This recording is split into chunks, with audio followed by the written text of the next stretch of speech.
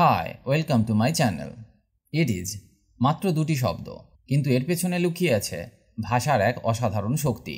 এই দুটি শব্দ দিয়ে আপনি বর্ণনা করতে পারেন আকাশের রং থেকে শুরু করে জীবনের গভীর দার্শনিক সত্য পর্যন্ত, আবহাওয়া থেকে শুরু করে বিশ্বের সবচেয়ে জটিল বৈজ্ঞানিক তত্ত্ব। সবই এই দুটি শব্দের মাধ্যমে প্রকাশ করা সম্ভব। আজকের এই ভিডিওতে আমরা একসাথে এক্সপ্লোর করব ইট ইজের মজাদার সব ব্যবহার। আপনি জানবেন কিভাবে এই দুটি ছোট্ট শব্দ আপনার ইংরেজি ভাষার দক্ষতাকে নতুন উচ্চতায় নিয়ে যেতে পারে। সম্ভবত আগামীকাল বৃষ্টি হবে। ইংরেজি শেখা সহজ, হেলমেট পরা আবশ্যক, নিয়মিত পড়াশোনা করা দরকার, সকালে ঘুম থেকে ওঠা কঠিন। কনভারসেশন করতে গেলে এই ধরনের বাক্যগুলি বলতেই হয়। তবে এই ধরনের বাক্যগুলির ইংরেজি কিভাবে করবেন? খুব সহজে এদের ইংরেজি করা যায়। তাই আজকে আমি আপনাকে শেখাবো how to use it is. এই ক্লাসে ইট ইজের কনসেপ্ট পুরোপুরি ক্লিয়ার হয়ে যাবে, আর আজকে আপনি নতুন কিছু শিখতে পারবেন। তো চলুন শুরু করা যাক ইট ইজ নিয়ে আমাদের এক্সাইটিং জার্নি। এখানে একটি বাক্য আছে, সকালে ঘুম থেকে ওঠা কঠিন। এটা আমি আপনাকে বোঝাবো একটা স্ট্রাকচার দিয়ে।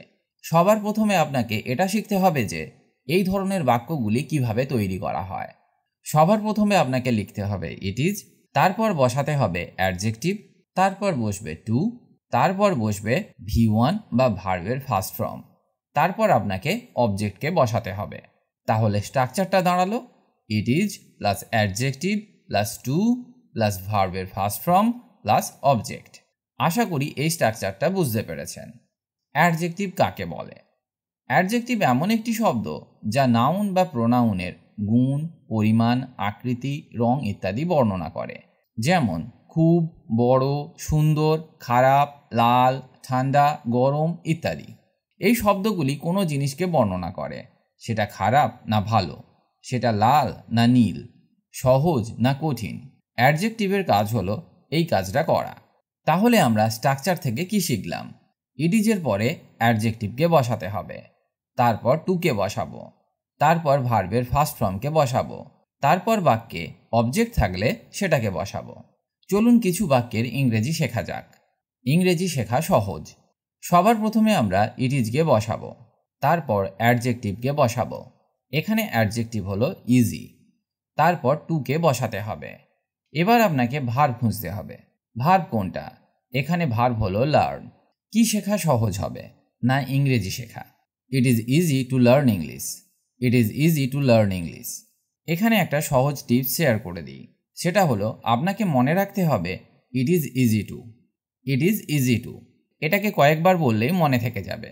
এইভাবে বলতে থাকুন, ইট is easy two, it is difficult two, it is necessary two, it is crucial two, it is time two ইত্যাদি।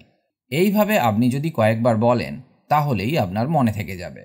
এটা বলার পর আপনি যে সেন্টেন্সটি বলবেন তার ভার্বকে খুঁজতে হবে, মানে এরপর ভার্বকে বসাতে হবে, তারপর সব থেকে শেষে অবজেক্টকে বসাতে হবে। ভিডিওটি ভালো লাগলে লাইক বা কমেন্ট করে জানান, আর ভিডিওটি শেষ পর্যন্ত অবশ্যই দেখুন। আপনার সব ডাউট ক্লিয়ার হয়ে যাবে। চলুন পরের বাক্যটি শেখা যাক।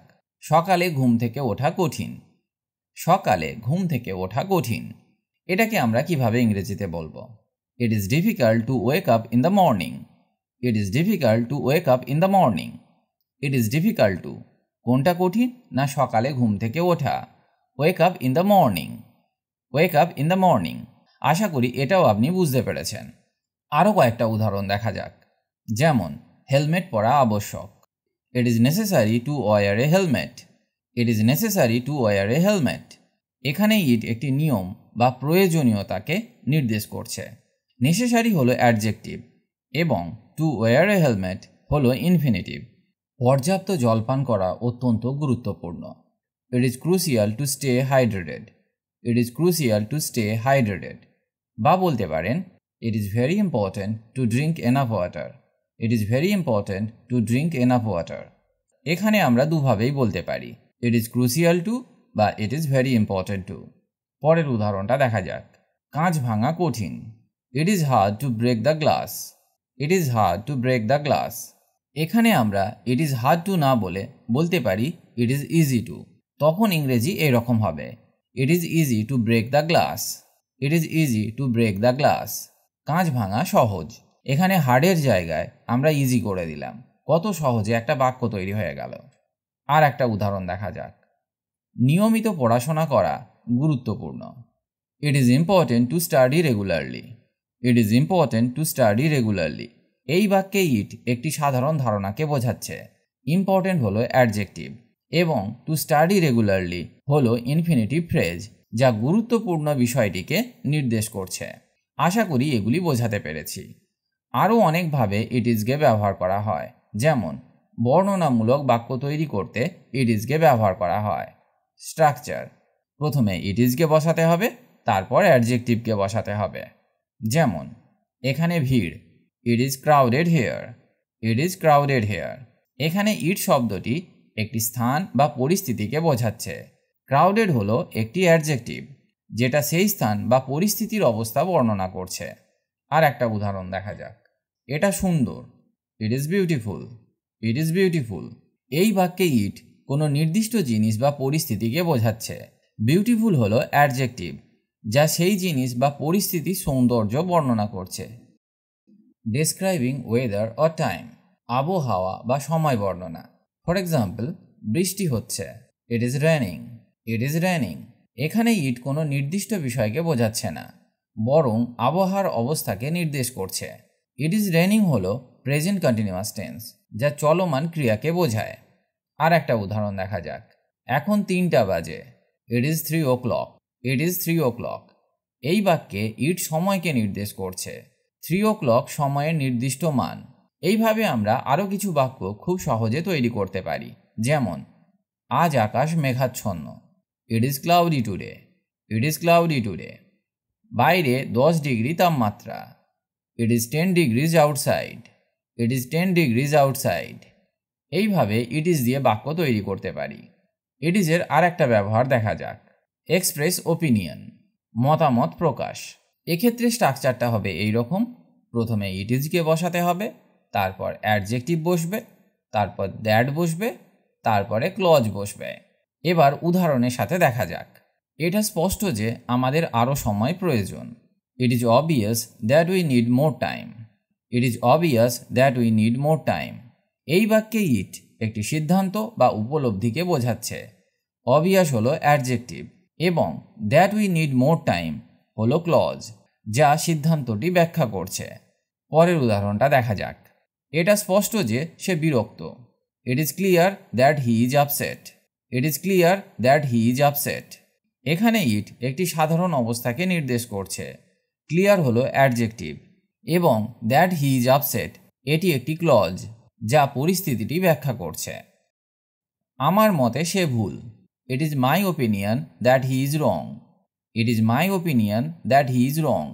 এখানে ইট ইজ দিয়ে বাক্যটি শুরু হচ্ছে একটা মতামত প্রকাশ করতে। আর একটা উদাহরণ দেখা যাক। এটি স্পষ্ট যে জলবায়ু পরিবর্তন একটি বিশ্বব্যাপী সমস্যা। তো এর ইংরেজি হবে it is evident that climate change is a global issue. It is evident that climate change is a global issue. আশা করি এই উদাহরণে ইট ইজের ব্যবহার বুঝতে পেরেছেন। এবার পরের ব্যবহারটা শেখা যাক। পসিবিলিটিজ অর এক্সপেকটেশনস: সম্ভাবনা বা প্রত্যাশা। স্ট্রাকচার: ইট ইজ, এরপরে আপনি লাইকলি, পসিবল বা প্রবাবল এই সমস্ত ব্যবহার করতে পারেন, প্লাস দ্যাট প্লাস ক্লজ। এবার স্ট্রাকচারটি একটি উদাহরণের সাথে শেখা যাক। সম্ভবত আগামীকাল বৃষ্টি হবে। It is likely that it will rain tomorrow. It is likely that it will rain tomorrow. এখানে ইট একটি সম্ভাব্য ঘটনাকে নির্দেশ করছে। লাইকলি হলো অ্যাডজেক্টিভ, যা সম্ভাবনার মাত্রা বোঝাচ্ছে, এবং that it will rain tomorrow এটি একটি ক্লজ, যা সম্ভাব্য ঘটনাটি বর্ণনা করছে। আর একটা উদাহরণ দেখা যাক। এটা সম্ভব যে আমরা আগেই শেষ করব। It is possible that we will finish early. It is possible that we will finish early. চলুন ইট ইজের পরের ব্যবহারটা শেখা যাক। যদি ইট ইজকে ব্যবহার করে প্রশ্ন করতে হয় তাহলে কিভাবে করবেন? Question form of it is. Structure: প্রথমে ইজকে বসাতে হবে, তারপর ইট বসবে, তারপর বাক্যের অন্যান্য অংশ বসবে এবং শেষে কোয়েশ্চেন মার্কে দিতে হবে। প্রশ্ন করতে গেলে এই স্ট্রাকচারটা আপনাকে ফলো করতে হবে। ফর এক্সাম্পল, এটা কি সত্যি যে তুমি চলে যাচ্ছ? Is it true that you are leaving? Is it true that you are leaving? এই প্রশ্নটিতে ব্যক্তিটি চলে যাচ্ছে কিনা তা নিশ্চিত করার জন্য জিজ্ঞাসা করা হচ্ছে। এই রকম প্রশ্ন করতে ইজকে প্রথমে বসাতে হবে, তারপর ইট বসবে, তারপর বাক্যের অন্যান্য অংশ বসবে। আর একটা প্রশ্ন দেখা যাক, এখন কি বৃষ্টি হচ্ছে? Is it raining now? Is it raining now? এই বাক্যটিতে কারেন্ট ওয়েদার বা বর্তমান আবহাওয়া সম্পর্কে একটি প্রশ্ন করা হচ্ছে। এটি ওয়েদার কন্ডিশন বা আবহাওয়ার অবস্থাকে বোঝায়। আশা করি কিভাবে ইট ইজকে ব্যবহার করে প্রশ্ন করতে হয় সেটা শেখাতে পেরেছি। এবার কয়েকটা হোমওয়ার্ক দিচ্ছি। এবার একবার ভিডিওটি পজ করে রাখুন এবং দেখুন এই বাক্যগুলির ইংরেজি আপনি করতে পারছেন কিনা। যদি এগুলির ইংরেজি আপনি করতে পারেন তাহলে জানবেন আপনি শিখে গেছেন। আমাকে কমেন্ট করে জানান কতগুলির ইংরেজি করতে পেরেছেন। আর যদি না পারেন তাহলে ভিডিওটি আর একবার মন দিয়ে দেখুন। এবার এক এক করে মিলিয়ে দেখা যাক আপনার উত্তরগুলি ঠিক হলো কিনা। এটা আজীবন প্রতিশ্রুতি। It is a lifetime commitment. It is a lifetime commitment. রোজ ব্যায়াম করা আবশ্যক। It is necessary to exercise daily. It is necessary to exercise daily. যাওয়ার সময় হয়েছে। It is time to go. It is time to go. এটা স্পষ্ট যে সে ব্যস্ত। It is clear that he is busy. It is clear that he is busy. সারাদিন কাজ করা ক্লান্তিকর। It is tiring to work all day. নিয়ম মেনে চলা প্রয়োজন। It is necessary to follow the rules. খবরটি শোনা দুঃখজনক। It is sad to hear the news. Mask পরা প্রয়োজনীয়। It is necessary to wear a mask. আশা করি আজকের এই ভিডিওটি আপনার কাছে ইট ইজের ব্যবহার সম্পর্কে নতুন একটি পার্সপেক্টিভ এনে দিয়েছে। আজ থেকে যখনই আপনি ইট ইজকে ব্যবহার করবেন আশা করি আপনি এর বহুমুখী ব্যবহার সম্পর্কে সচেতন থাকবেন এবং আরও কনফিডেন্সের সাথে এটি প্রয়োগ করতে পারবেন। যদি আপনারা এই ভিডিওটি উপভোগ করে থাকেন তাহলে অনুগ্রহ করে লাইক বাটনে ক্লিক করুন, চ্যানেলটি সাবস্ক্রাইব করুন এবং কমেন্ট সেকশনে জানান আপনারা ইট ইজ সম্পর্কে আর কি জানতে চান। মনে রাখবেন ভাষা শেখার ক্ষেত্রে it is never too late to learn. পরবর্তী ভিডিওতে আবার দেখা হবে।